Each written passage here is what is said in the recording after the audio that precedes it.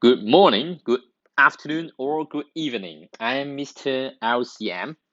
Today I'm going to talk about the Cambridge IGCSE Mathematics Paper 4 Specimen paper for examination from 2020.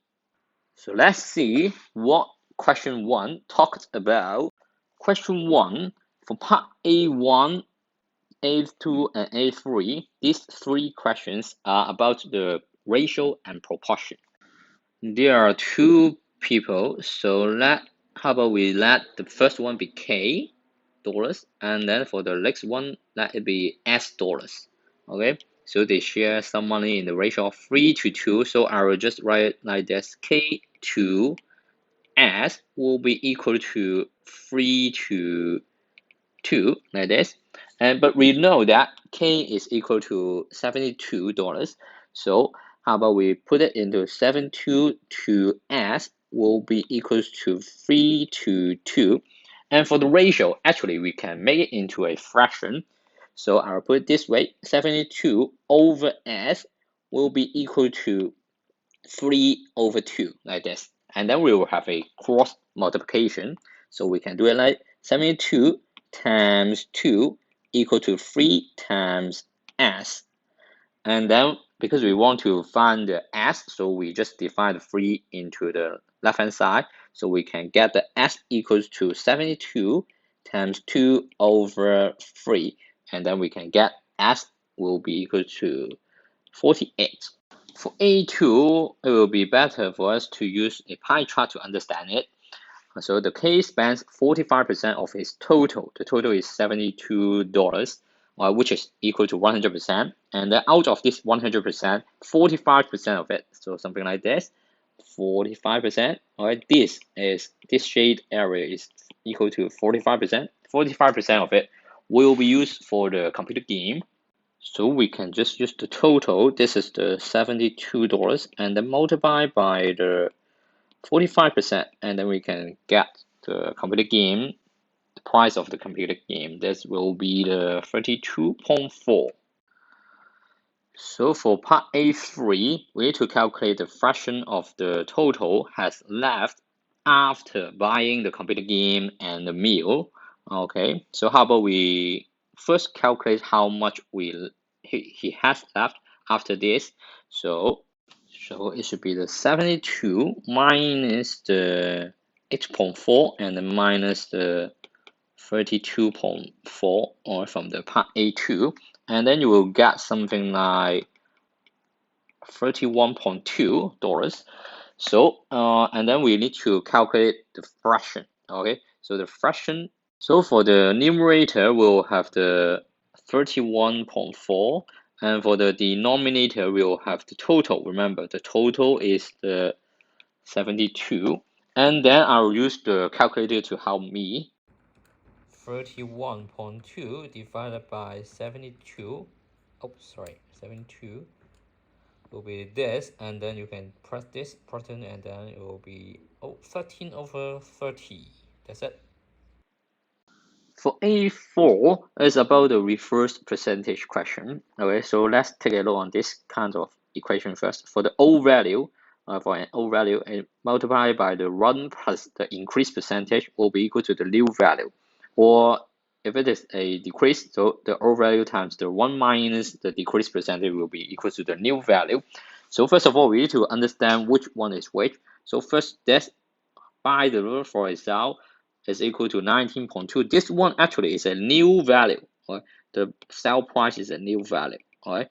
So, and that is a reduction of 20%. So we want to find the old value, the original thing. This one is the old value.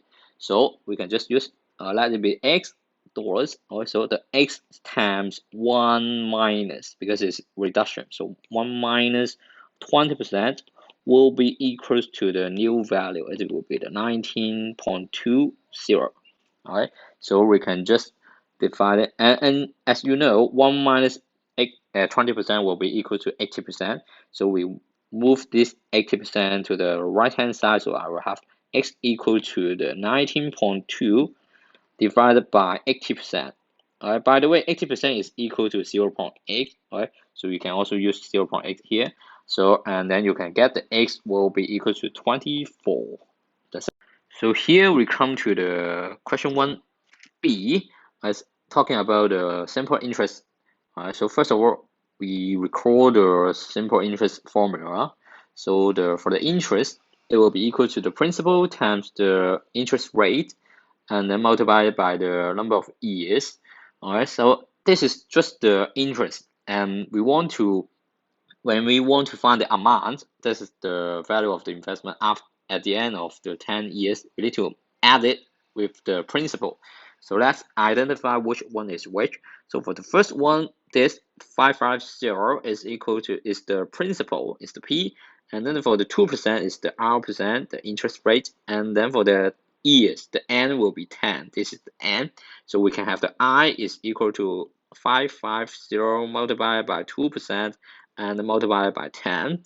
But that's not the end. We need to calculate the amount. So the amount will be equals to, we use the interest refund, it will be just 110. And then we will have the 110 add back the principal, the 550. So altogether, this will be the 660. All right, for the amount. That's the value of the investment at the end of 10 years. So here we come to the part C. It's about the compound interest. So again, the formula for the compound interest, the amount will be equal to the P times bracket 1 plus R percentage to the power, close the bracket, and then to the power N. The R percentage is the interest rate, and then the N is the number of years normally. And one more, actually is useless here, but you can learn a little bit more. For the interest, for the compound interest, we use the A calculated minus the principal to have the compound interest, just the interest. Okay, so here again we need to identify which is which. So this one is the P, the 550, and then the 1.9% is the R%, and then for the N is still 10. Okay, so the amount actually is just equals to 550 and then multiplied by 1 plus the R percentage to the power 10 to the power n, like this, and then you use the calculator to help. For the calculator, you can do it like this: 550 multiplied by, open the bracket, and then 1 plus R percentage is 1.9 percentage, so it is shift percentage, this one, and then close the bracket. Remember, close it, and then to the power 10, and then close the bracket for the index. So like this, and then you get the answer. It will be like this, and then we just have the free certificate, I think. So it should be the 664. For part D, it is just similar to the part C, but this time you need to use a technique. It's called the fractional index. So let's recap first. It's still the compound interest, so we still use the formula A equals to P times bracket 1 plus R percentage to the power n. So let's identify which was which first. Again, this one is 550 is the P, and then the R percentage is the X percentage this time, and then for 10 years is the N, and for the last one, this 638.8, it is the amount A. Alright, so we just put all the things to the formula, so it should be the 638.30 equals the 550 multiplied by bracket 1 plus X percentage this time to the power, close the bracket, to the power 10, like this, and then we want to calculate the x here. So what we need to do for this equation, we move everything to the left hand side, except the x.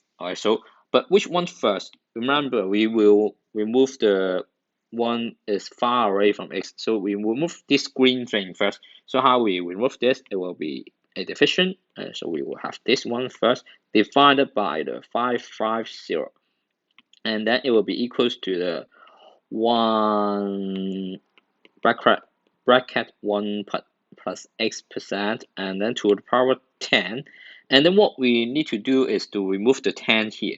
So here is the tricky thing, is called the fractional index. So suppose we have a to the power 10 equal to 4. What we need to do to remove the 10 here, actually we will move it like this way. A will be equal to 4 to the power 1 over 10. So similarly, we can just remove this 10 here to the left hand side to the power of 1 over 10. So we'll have something like this. And how about we remove the 1 here? So I will just put this 1 to the left hand side, so minus the 1. So we'll have x% equals to bracket blah blah blah to the power 1 over 10 minus 1. So in the calculator we have the bracket 63x.30 or divided by 550, close the bracket, and then to the power 1 over 10, close the bracket for the index, and then minus 1, we'll have this. So we will have x% equals to 0.015000404. But we also need to remove the percent here. So percent is equal to 1 over 100. This one is equal to this. Alright, percentage is equal to this one. So actually you just multiply 100 onto the right hand side. So we can have the x equals to 1.500404, and then we have three silicon figures, so we just got 1.50